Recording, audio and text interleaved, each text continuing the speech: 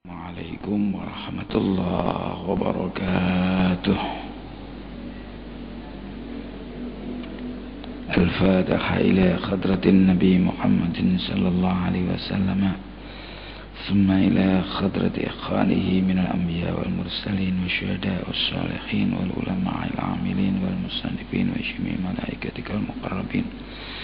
ثم إلى أرواح آبائنا وأمهاتنا وأجدادنا جداتنا وشيخنا وشيخ مشايخنا خصوص إلى أرواح مؤلف هذا الكتاب أن الله يتغشاهم بالرحمة والمغفرة وأن يعيد علينا من بركات ونفاحة في الدين والآخرة وإلى خضرة النبي محمد صلى الله عليه وسلم.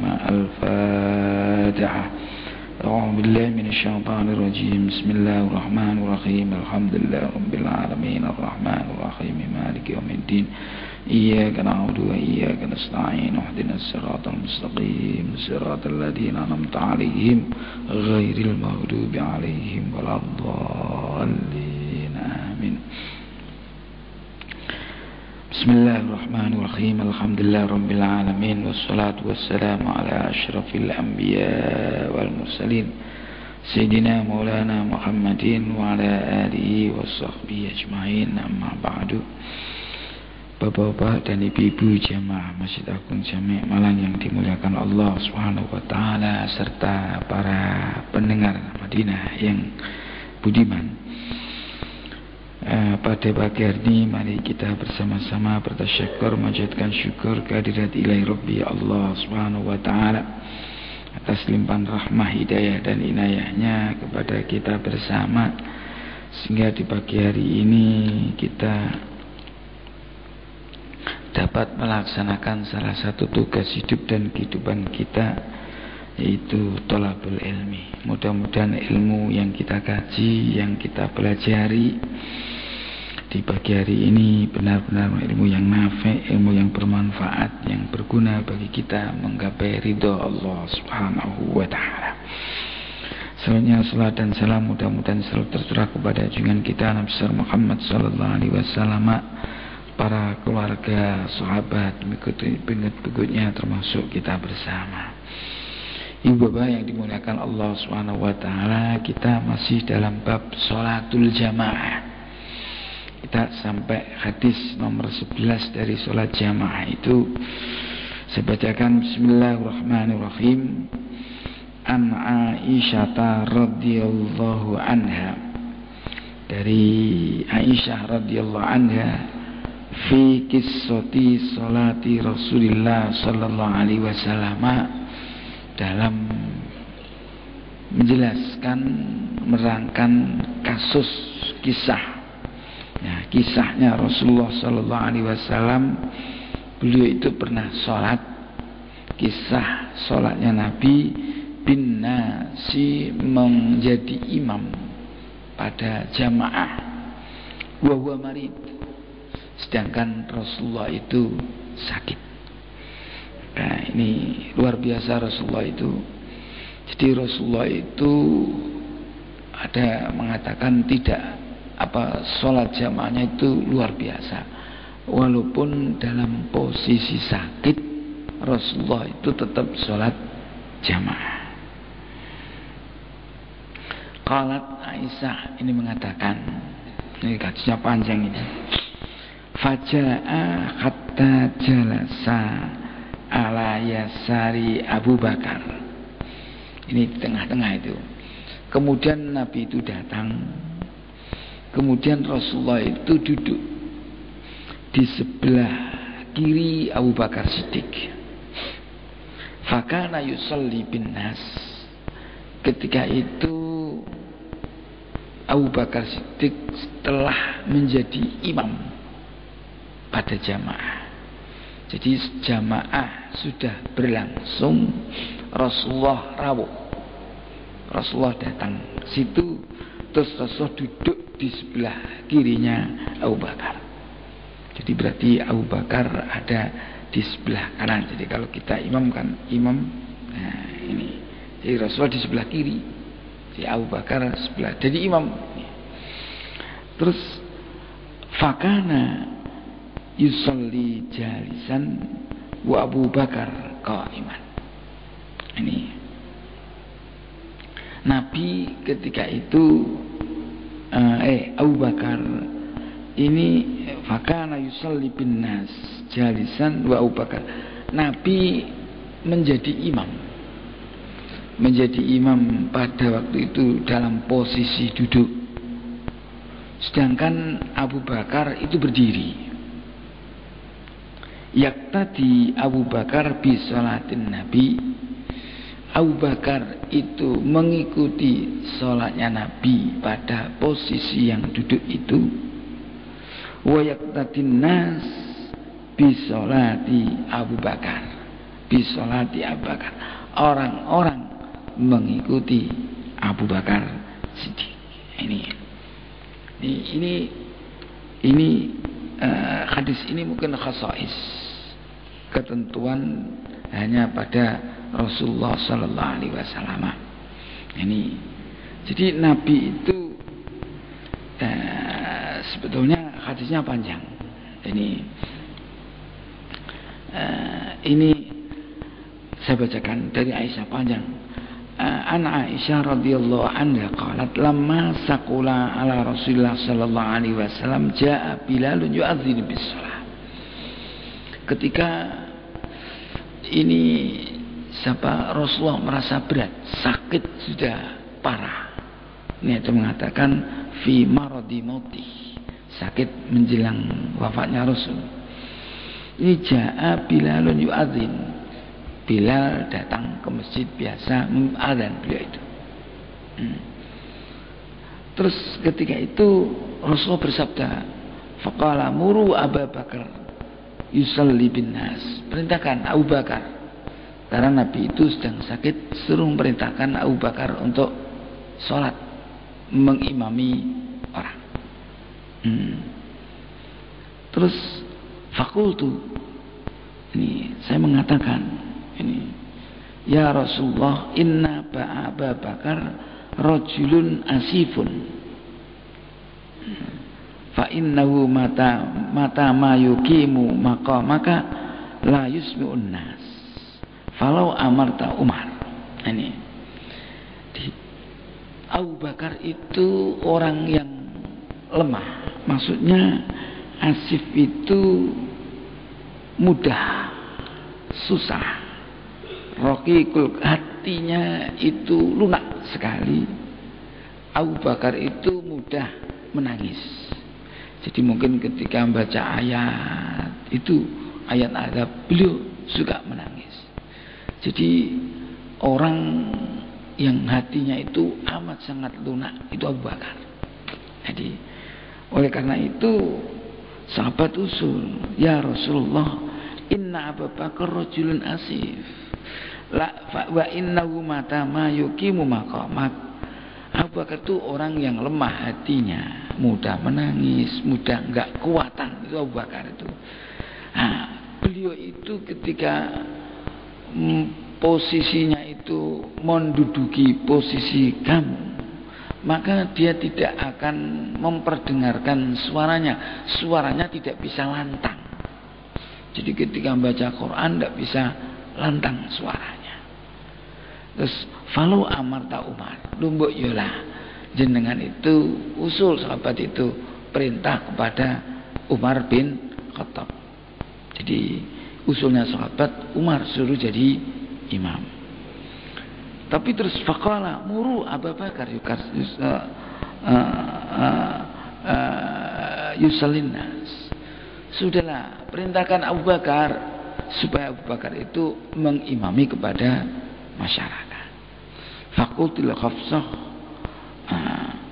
Terus saya mengatakan pada Khafsah, kulilahu, katakan pada Nabi bahwa Abu Bakar itu orang macam itu, orang yang mudah hatinya itu lunak, istilahnya rokik itu lunak hatinya, jadi mudah nangis, mudah gak mentalan itu. Lah kalau jadi imam, dia itu suaranya tidak begitu keras. Terus saja Nabi mengatakan, perintahkan Abu Bakar untuk sholat. Nah, ini. Jadi tetap Nabi itu menyuruh Abu Bakar untuk menjadi imam. Ini. Lah, ketika falamma dakhala fis shalah. Nah, ketika Abu Bakar sudah dalam posisi masuk sholat dia. Karena disuruh ngimami sampai 2 kali yang ngimami pada orang. Ketika Abu Bakar sudah masuk dalam sholat, wajada Rasulullah sallallahu alaihi wasallam fi nafsihi khifatan. Rasulullah itu merasa dirinya itu agak enak. Jadi tadinya itu merasa berat. Ketika terus beliau itu merintahkan Abu Bakar, terus ada proses macam itu, bahwa ada sahabat usul, ya Mbak Umar saja, karena Abu Bakar itu orangnya begini itu inginnya sahabat itu kalau imam ya lantang suaranya. Lah Abu Bakar itu suaranya pelan. Enggak. Itulah yusmi'un nas, manusia tidak dengar karena hatinya itu tadi. Hatinya amat sangat lembut Abu Bakar Siddiq itu. Nah, lah ketika Abu Bakar sudah dalam posisi jadi imam, Rasulullah mendapatkan dirinya itu agak ringan. Terus faqama yuhadi baina rujlaini wa rijlahu takhuttani fil ardi. Kemudian beliau berdiri ini bersandarkan ini di antara 2 orang. Jadi ada 2 orang, Nabi itu dipapah macam itu.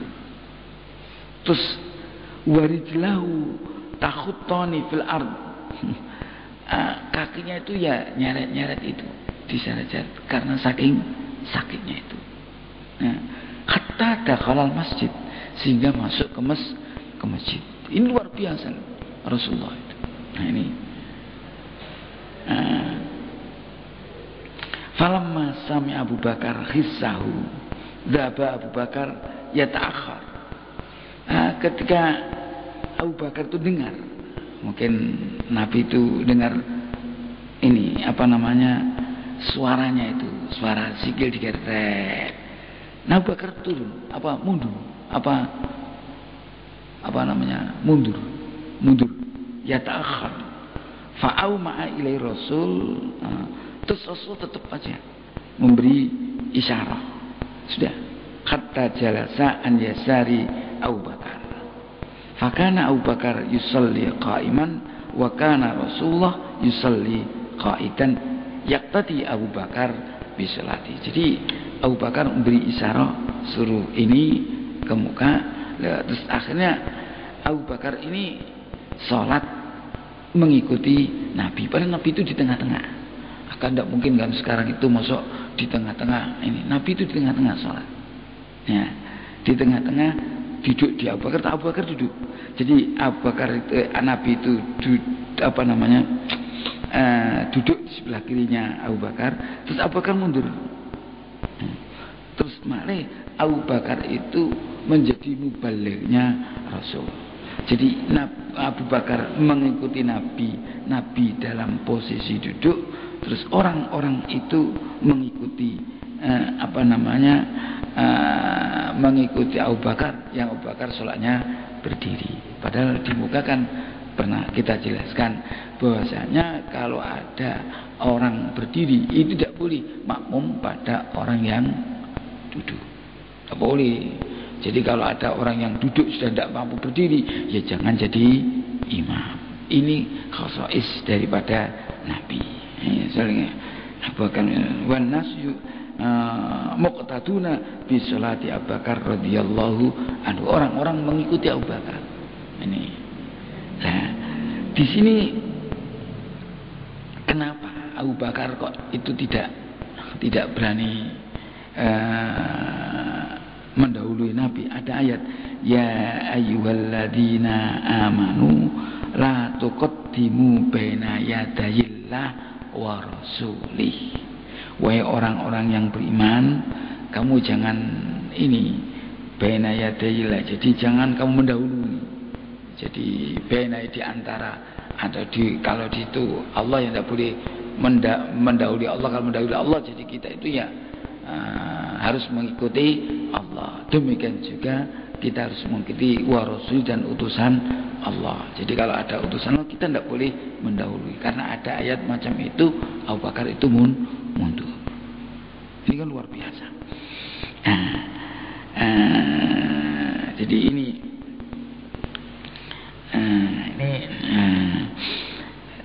di sini hadis ini kalau dilihat dari zahir ya, ini menunjukkan bahwasanya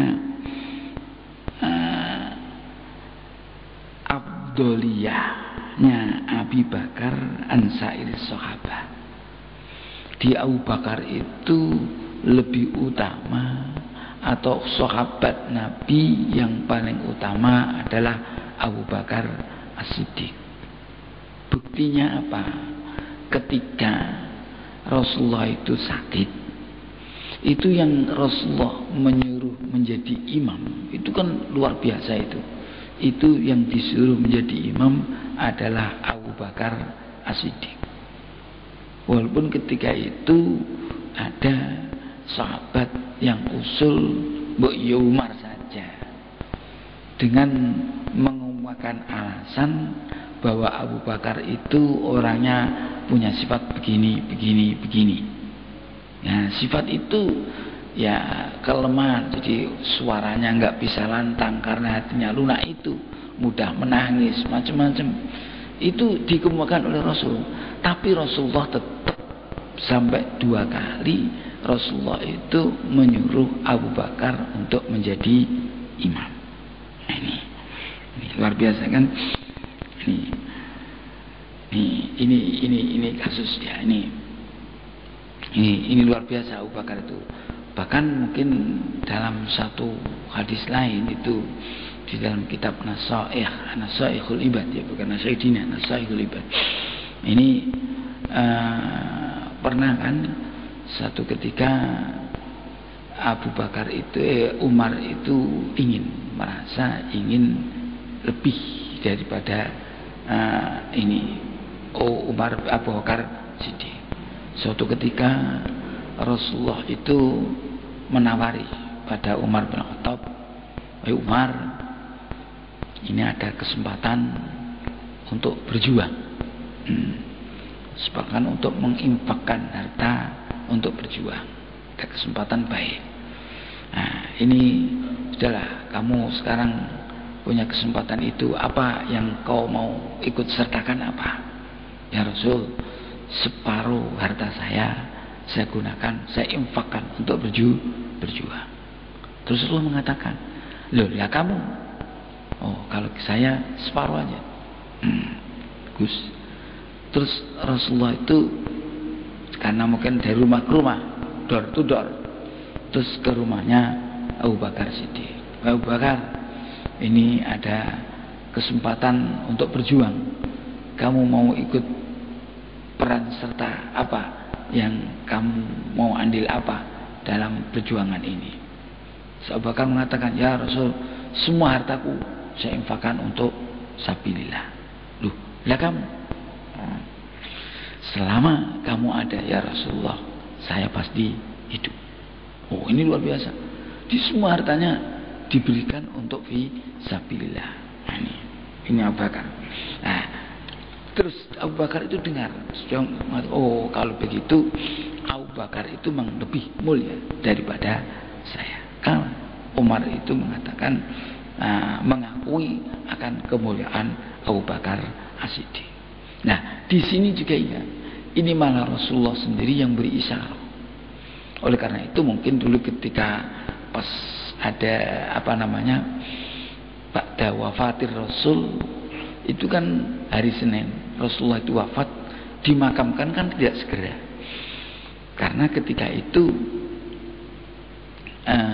menunggu siapa penggantinya Rasul ini. Jadi karena apa, yang ngimami itu nanti harus penggantinya Rasul. Ketika itu terjadi perdebatan musyawarah, akhirnya orang-orang juga membeat, yang dibeat itu juga Abu Bakar As-Siddiq. Itu mungkin juga karena tahu isyarah daripada Nabi ini, karena ketika Nabi itu sakit yang disuruh menjadi imam adalah Rasulullah sallallahu alaihi yang jadi imam adalah Abu Bakar Siddiq. Luar biasa Abu Bakar ini. Jadi ini Abdul itu Sayyidina Abu Bakar Siddiq ansairis sahabah. Ini. Kemudian yang kedua, ini jawazul iktimam bil makmum. Ini boleh mengikuti pada makmum. Ini kalau tidak tahu imam. Jadi iktimam itu, jadi tahu ini Nabi, ini makmum, sahabat apa. Lah orang-orang itu mengikutinya mengikuti siapa namanya Abu Bakar. Tidak mengikuti karena Rasulullah sholatnya pakai ini dipakai. Yang sempurna adalah Abu Bakar. Namanya iktimam, bukan iktimam makmum ini jadi makmum terus kita makmum, enggak, mengikuti kepada makmum. Jadi karena imamnya Rasulullah duduk. Nah ketika Rasulullah duduk itu kan dalam sikap yang tidak sempurna, ya mungkin rukuknya tidak sempurna, ya duduknya berdirinya ya pakai duduk. Nah orang-orang itu mengikutinya tidak mengikuti Rasul, tapi mengikuti Abu Bakar yang dalam posisi berdiri. Nah ini kan ini boleh. Jadi makmum itu mengikuti makmum yang sempurna tadi, itu boleh. Jadi jawaz. Nah ini tidak. Nah kalau mengikuti pada imam kan imam duduk harus sama-sama duduk. Makanya kemarin itu di dalam hadis kemarin itu kan kalau duduk ya sama-sama duduk, kalau berdiri juga ini enggak. Jadi kalau imamnya duduk suruh duduk semua. Nah, ini jadi fa idza shalla qa'iman fasallu qiyaman wa idza shalla qa'idan fasallu qu'udan ajma'in. Itu kan kemarin begitu. Terus di tafsirnya di dalam hadis kan kalau memang imamnya pas duduk kita suruh duduk, kalau berdiri berdiri. Ya ini lah sekarang kalau imamnya tidak bisa berdiri bagaimana makmumnya bisa berdiri? Nah itu tidak boleh. Tidak, di sini dikatakan tidak boleh. Jadi kalau sholatul makmum al-qadir al-ki jadi kalau bisarti kalau menurut Imam Syafi'i tidak boleh. Jadi kalau imamnya itu makmumnya mampu berdiri, kok imamnya tidak mampu berdiri, nah ini tidak bisa. Jadi kalau menurut Syafi'i kalau harus sama-sama. Jadi kalau imamnya itu berdiri, kalau makmumnya berdiri, imamnya juga berdiri. Kalau imamnya duduk tidak mampu berdiri, sebaiknya yang jadi imam itu yang bisa berdiri. Karena apa? Karena imam itu nanti yang nanggung pada makmum. Ya kan kalau ada apa-apa yang nanggung adalah makmum ini. Jadi ini menurut jumhur wa mana hal jumhur. Ada orang ulama ada sebagian bolehkan, tapi jumhur ulama tidak memperbolehkan. Jadi tidak boleh kalau imamnya itu duduk, makmumnya berdiri. Maksudnya apa? Imam tidak mau berdiri, makmumnya mampu berdiri, itu tidak sah. Karena apa? Kok tidak sah? Logikanya apa? Logikanya kan imam itu kan nanti kadang-kadang ketika ketidaksempurnaannya makmum itu ditanggung oleh imam. Padahal imam itu pada posisi yang ajiz tidak mampu untuk berdiri. Nah, tidak mampu melakukan yang dilaksanakan oleh makmum. Nah, ini kan mosok nanggung dia tidak mampu melaksanakan yang dilaksanakan oleh makmum. Makmumnya mampu berdiri, dia tidak mampu berdiri. Maka jumhurul ulama itu tidak memperkenankan imam yang tidak mampu berdiri menjadi imam makmum yang mampu berdiri. Tidak, itu enggak boleh. Nah ini tadi kok ada kasus ini khusus pada Rasulullah Sallallahu Alaihi Wasallam. Nah ini luar biasa. Yang kedua ini bisa kita lihat ya, bahwa Rasulullah itu orang yang luar biasa. Walaupun dalam posisi sakit itu masih sholat berjamaah. Ini yang luar biasa itu. Rasulullah itu dalam posisi sakit, datang dari rumah menuju ke sholat ke masjid. Padahal nggak jauh kan itu. Dalamnya Rasulullah dengan masjid kan nggak jauh itu. Kalau kita ke Masjid Nabawi, dalamnya Rasul itu, tinggalnya Rasul ya sekarang jadi makbarahnya Rasul itu. Itu ke masjid itu kan ya dikit sekali, nggak ada 10 meter, nggak ada, sudah sampai ke masjid. Itu Nabi tetap sholat jamaah, dipanggul, dipapahin. Ada 2 orang yang ini tadi yakhud ini yuhadi baina rajulaini. Jadi itu ya tawaka tetanggenan. Jadi mungkin dipapah di antara 2 orang. Sikirnya nyeret. Itu tetap sholat jamaah. Luar biasa Nabi itu. Padahal kita itu kadang-kadang pusing sedikit sudah berai, flu sedikit sudah berai. Rasul itu sampai dipapah masih tetap sholat jamaah. Ini luar biasa. Oke. Di juga jawaz raf'is saut bitakbir li isma'il ma'mum. Boleh ini ya, mengeraskan suara takbir supaya makmum itu dengar. Ini namanya muballigh. Itu namanya muballigh. Jadi muballigh itu orang yang menyampaikan suaranya imam supaya diperdengarkan pada makmum. Nah, ketika itu posisi Abu Bakar itu sebagai mubalighnya Nabi. Jadi ketika Nabi takbir Allahu Akbar, karena dalam posisi sakit, saya kira suara Nabi kan tidak begitu keras. Yang suara keras itu Abu Bakar As-Siddiq. Allahu Akbar. Nah, seperti jenengan ketika di Masjidil Haram. Itu kan ketika ada Allahu Akbar, Allahu Akbar. Itu boleh, itu namanya mubaligh.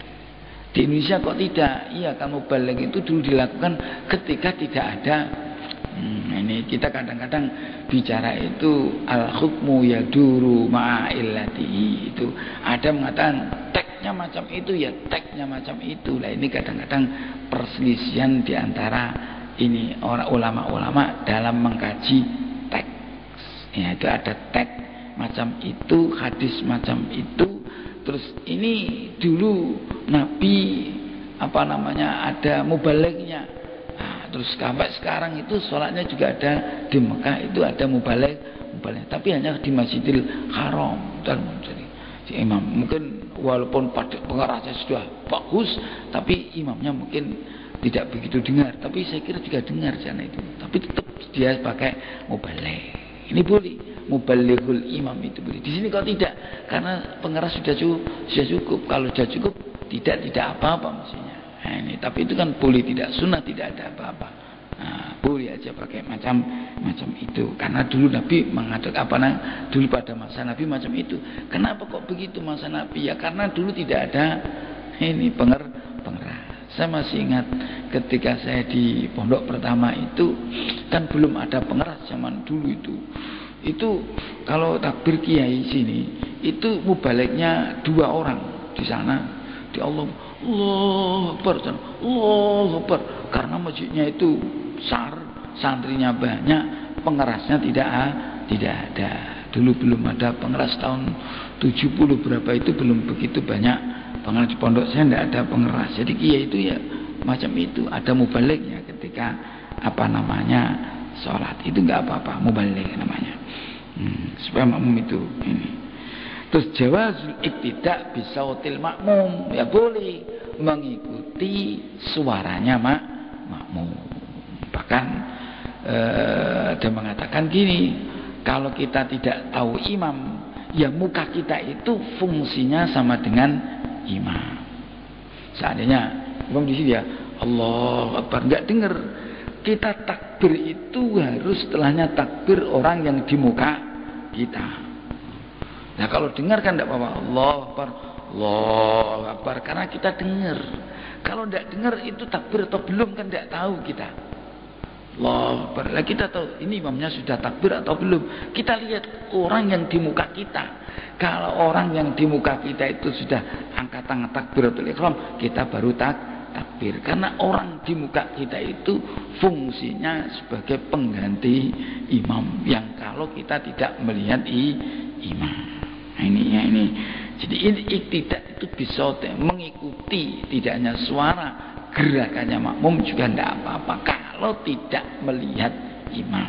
Nah, ini juga ya, ini mendengar mengikuti suaranya makmum juga boleh kalau tidak dengar suaranya imam. Nabi di situ duduk, sholatnya suaranya pelan, saya yakin pelan karena Rasulullah pada waktu itu sakit. Abu Bakar yang keras. Akhirnya orang itu mengikuti suaranya Abu Bakar. Boleh.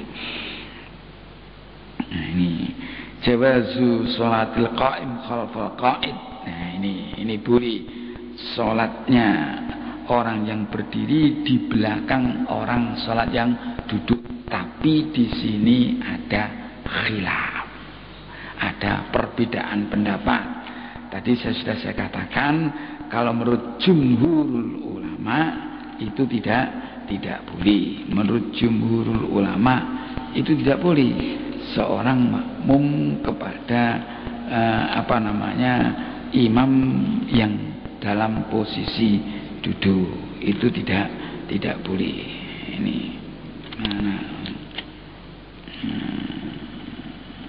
Ini faedah yang membolehkan siapa? Ada yang membolehkan. Ini yang bolehkan itu Imam Hambaliyah. Jadi difaja'alu mutaba'atal imam udhran fi isqatil qiyam bisarti ayyakunal imam imamal hayy. Ini jadi tapi syaratnya imamnya itu memang imam daerah situ. Imam rawatibnya itu wa kanatan illah tari'atan yurja bur'uha. Jadi ini sakitnya itu mungkin mendadak. Jadi pas sholat sakit lah, ini dia boleh mengikuti ini yang diharapkan bisa sembuh. Tapi jumhur ulama tidak boleh. Kalau kita yang mengikuti jumhur aja lah. Kalau jumhur ulama tidak boleh. Ini sama. Nah, dua. Dan tadi yang hadis yang kedua, yang ke-12 ini ya. Ini an Abi Hurairah radhiyallahu anhu anna Nabiyya sallallahu alaihi wasallam qala idza amma ahadukum an-nasa falyukhaffif fa inna fihim as-saghira wal kabira wad-dha'ifa wa dzal hajah fa idza shalla wahdahu falyusalli kaifa syaa muttafaqun alaih. Hadis yang senada sudah ada ini. Ini idza amma ahadukum, apabila kamu itu mengimami orang. Ini mengimami orang. Falyukhaffif, maka cepat salatnya itu suruh cepat, jangan panjang-panjang. Fa inna fihim, karena di antara makmum itu ada anak kecil, ada orang tua, ada orang yang sudah lemah. Ada lemah itu mungkin pas sakit, dan orang yang punya butuh. Maksudnya karena ingin cepat-cepat kemana, ingin sholat dulu jamaah. Ini faida sholat wahdahu, kalau kamu sholat sendiri, dia sholat falyusalli kaifa syaa. Kalau seorang sholat sendirinya, sholat aja semaunya. Jadi kalau sholat sendiri itu justru suruh panjang. Tapi kalau menjadi imam pada masyarakat itu suruh cepat, jangan panjang-panjang. Itu kemarin kan sudah ada kasusnya Mu'ad kan, itu ditegur oleh Rasul. Katanya Rasul, atakuna ya Mu'ad fattanan, kamu jadi orang pefitnah ya Mu'ad. Terus kalau kamu jadi imam, baca aja wasyamsi waduhaha wasabbih isma rabbikal a'la. ini kan kemarin sudah itu kasus macam itu ketika ada orang itu dia itu membawa onta, itu ingin jamaah, ontanya dilepas, dia mau jamaah, ketika itu yang dibaca itu suratnya panjang, bahkan baca surat Al-Baqarah atau surat Nisa. Akhirnya orang yang bawa onta tadi mufarokoh, terus sholat sendirian, terus dilaporkan kepada Nabi. Ya, ketika itu setelah salam, ini Mu'ad marah, ini orang munafik orang itu, sholat kok di tengah-tengah berdiri. Terus orang tadi tidak mau lapor kepada Rasul tentang kasus yang dia lakukan. Terus Rasulullah marah kepada Mu'ad bin Jabal, kalau kamu menjadi imam jangan begitu, baca aja surat Sabbihisma rabbikal a'la dan wasyamsi waduhaha, jadi tidak panjang. Nah, ini sama. Ini dua hadis ini menguatkan. Ini jelas, idza amma ahadukum annas falyukhaffif. Pendek aja, suratnya pendek-pendek. Fa inna fihim as-saghir wal kabir wad dhaif badal hajah. Nah, ini ada. Kemudian dalam satu kitab itu begini. Yang baik itu baca surat apa? Baca surat atau baca ayat yang panjang. Dan mengatakan di dalam kitab itu suratun kamilah itu lebih bagus daripada beberapa ayat. Jadi kalau kecuali yang sholat yang ada waridahnya, contohnya sholat taraweh, itu ketika itu kan menghatamkan Quran, itu boleh, itu baik itu. Jadi kalau biasa itu suratun kamilah itu lebih bagus. Jadi sholat surat yang sempurna. Di walau pendek ya, Sabbihisma itu satu surat, itu bagus, itu lebih baik daripada beberapa ayat. Contohnya apa? Lillahi ma fis samawati wa ma fil ardi, itu sama sahnya.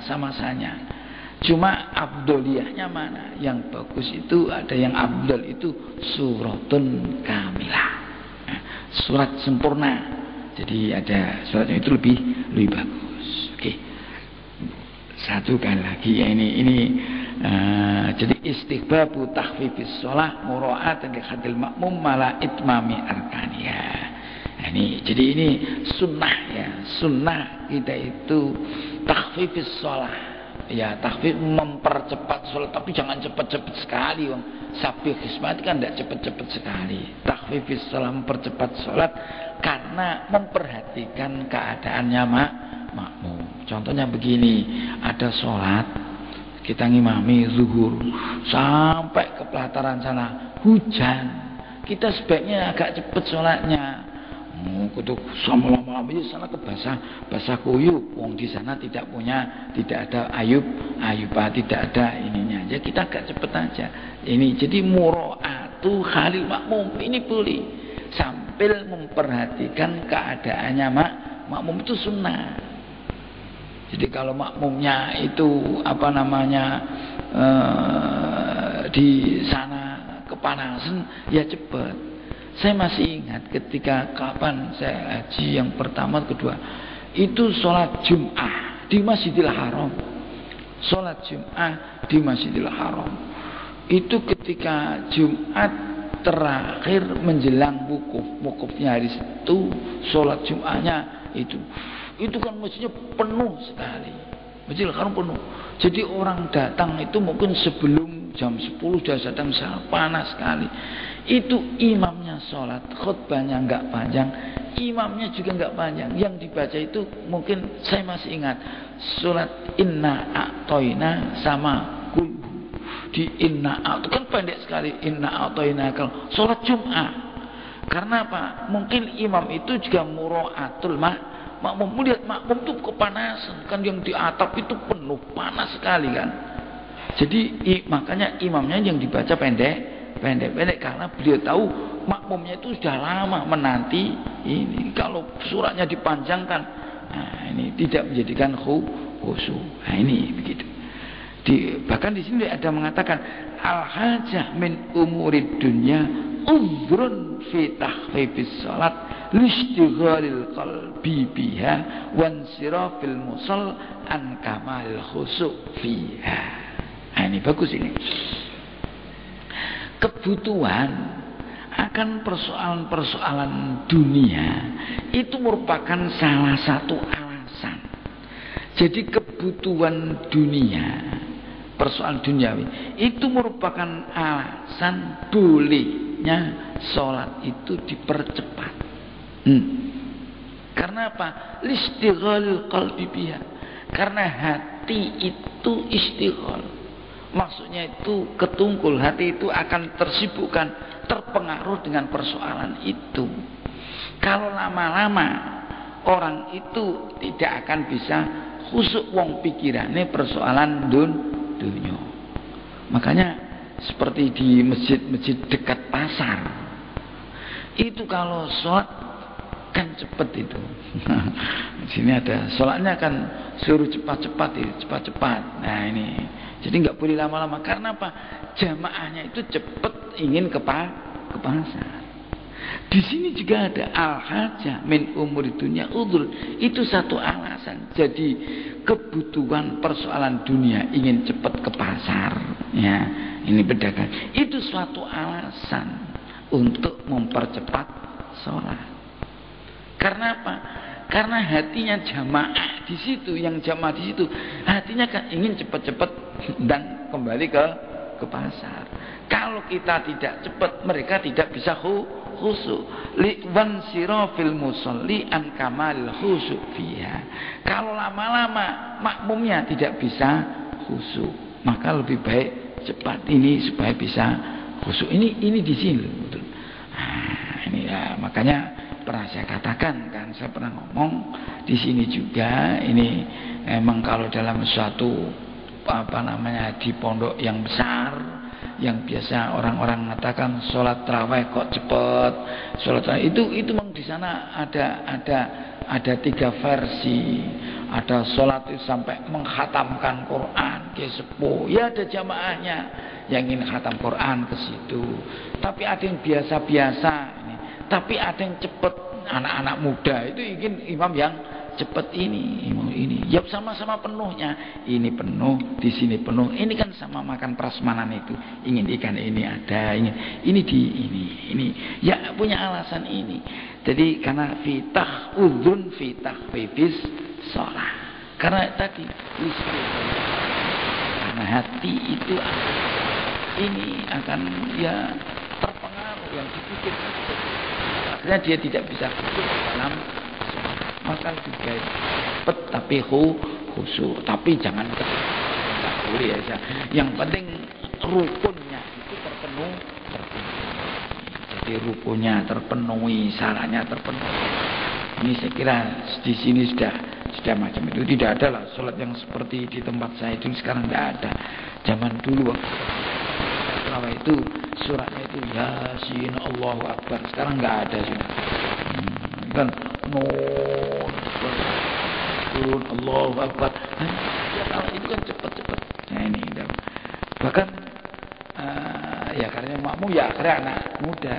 Tapi itu ada saya di suatu daerah rokanya nggak hanya 8 juga itu. Saya pernah ada cepat juga, tidak lambat. Tetapi setelahnya sholat ini ngaji sampai nanti jam 12 malam. Kita kan apa alasannya? Apa ini kok cepat ya? Tapi ngajinya kalau lama. Alasannya sholatnya itu sunnah katanya. Ta'alumnya itu wajib. Jadi sholat itu nggak begitu lama. Jadi nggak lama ya biasa. Tapi sampai nanti jam 12. Nah, alasannya tolabul ilmi itu wajib ya. Jadi ini kan sholat ini kan sunnah.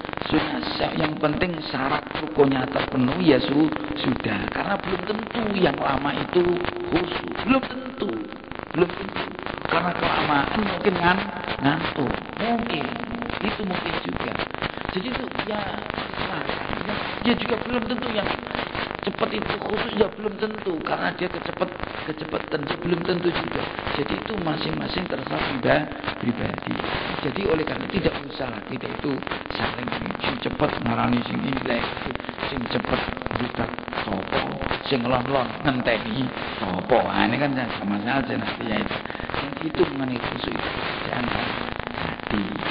Di sini yang jelas di kitab ini ya demikian bahwa al-hajah min umuri dunia, kebutuhan persoalan-persoalan duniawi itu bisa dibuat suatu alasan untuk mempercepat sholat. Karena apa?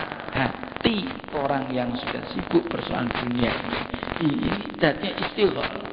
Nah, maksudnya istighol itu dia itu ketunggul itu akan memikirkan itu saja. Nah, kalau memikirkan itu, maka khusyuknya tidak bisa sempurna kalau terlalu lama. Jadi kalau ini terlalu lama, pikirnya sudah kesana. Oke. Berikutnya Amr bin Salamah radhiyallahu anhu. Ini sekarang nanti kita bicara syarat-syaratnya. Jadi imam itu bagaimana? Di situ imam itu juga ada syaratnya yang layak. Imam itu siapa? An Amr bin Salamah radhiyallahu anhu, wallahu a'lam bishawab. Mudah-mudahan kita tahu, kalau kita tahu macam ini kan kita tahu alasan. Kalau tahu alasan ini ada hadisnya. Nah, kalau begitu di antara kita itu kan kalau punya alasan kan tidak bisa disalahkan. Kalau yang begitu begini alasan begini, yang ini macam ini. Ya. Padahal syarat, ada mengatakan syarat mendapatkan pahalanya sholat itu khusyuk. Kalau lama bisa menghilangkan khusyuk jika tidak punya,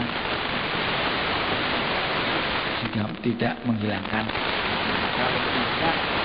Kalau bisa ya kalau sendirian yang lama dan bisa khusyuk itu bagus kalau sholat. Tapi kalau jadi imam